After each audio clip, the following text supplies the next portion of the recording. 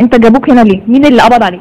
انا كنت نايم في التحرير ماشي، وقمت الصبح دخلت الجامع الشطف، قلعت الشبشب بتاعي طالع عشان البسه، ما لقيتش الشبشب بتاعه، رحت سالت واحد بقول له انا عايز الشبشب الوقت الشبشب اتسرق، قال لي خد اي شبشب قديم مركون على جنب بتاع حمام بتاعي يا حاج، خده وامشي.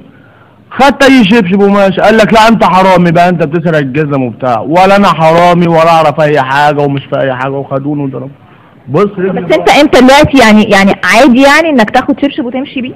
طب ما انا الشبشب ضاع، انا كان باسبوع، انا لسه جديد، انا كلب العيد، الشبشب ضاع، انا كان باسبوع، انا لسه جديد، انا كلب العيد. قال له خد اي شبشب قديم، قال له خد اي شبشب قديم بس يكون شبهه، قلت ماشي.